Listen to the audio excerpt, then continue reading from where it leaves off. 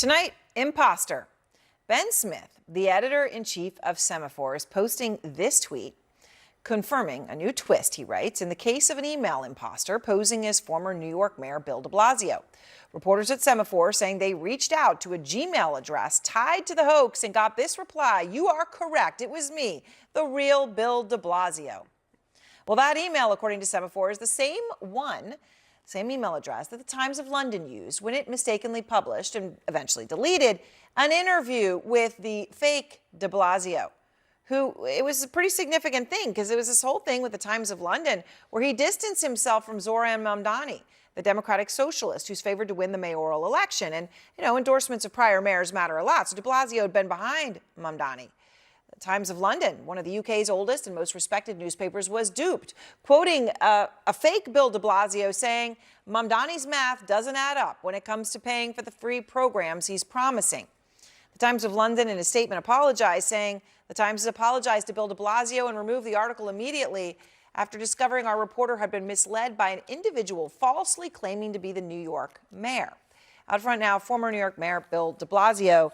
Bill, look, I appreciate your time on this. And obviously, when you think about this or anyone applies this to their own lives or what could happen, it's pretty terrifying. It is. To think that something like this could happen. But you are, on your phone, I suppose, and all of a sudden you see this story pop up saying that you were basically slamming Zohran Mamdani, who you had supported. What was your reaction when you saw it?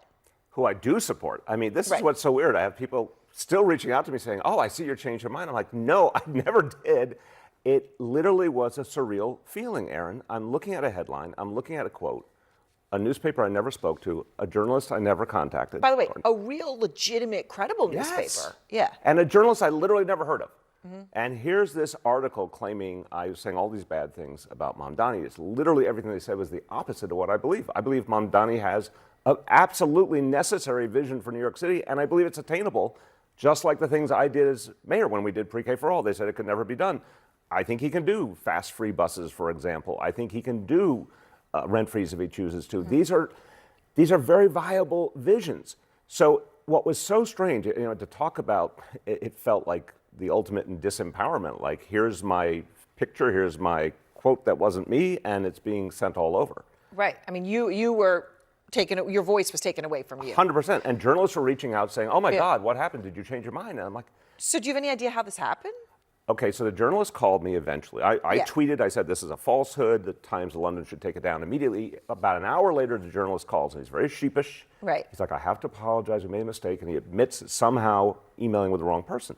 But here's what I don't get.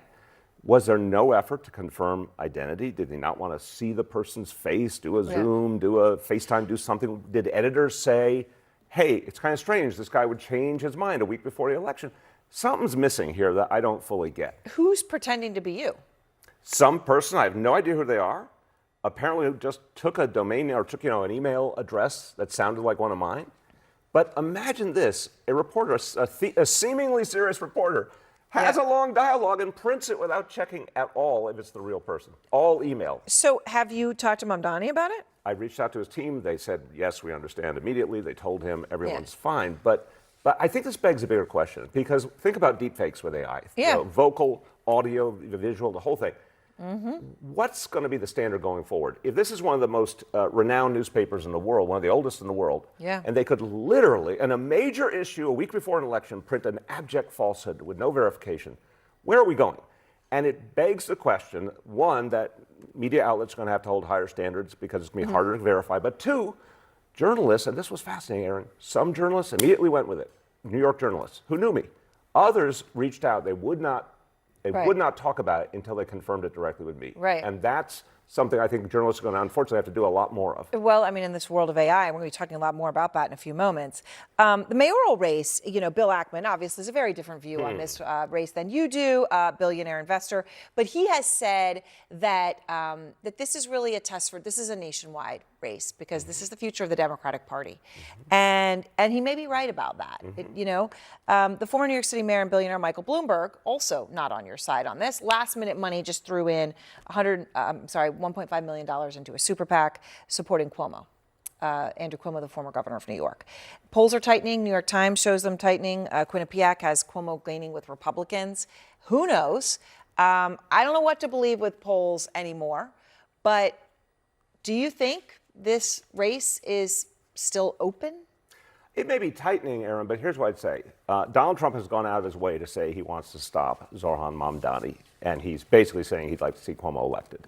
Billionaires, Bloomberg, Ackman, so many, are going out overtly and saying we need to stop Mamdani. You know what that says to working class New Yorkers? Do you know what that says to everyday New Yorkers? Although Bloomberg was a very effective mayor of New York. He was a mixed bag. He had some good policies and some real mistakes, like stop and frisk. But the bottom line is New York City voters, working class people, middle class people, they don't want to take orders from billionaires. They don't want to take orders from Donald Trump. So to the extent that Andrew Cuomo has anything going on, at the same time, he's wrapping himself in all these forces that New Yorkers actually very much oppose. And Mamdani has been out in the streets. He's been out in the neighborhoods talking about affordability. This is the lesson to the Democratic Party. Aaron, if there's one big lesson in this campaign that could truly be national, Democrats should talk about affordability and affordability only. No social issues, no identity politics, affordability. That's how we win in 2026 and 28. All right. Thank you very much, Bill de Blasio. I appreciate it. Good to see you. This is the real me, by the way. This is, I mean, I don't know. I don't know these days. I'll show you with IDs. this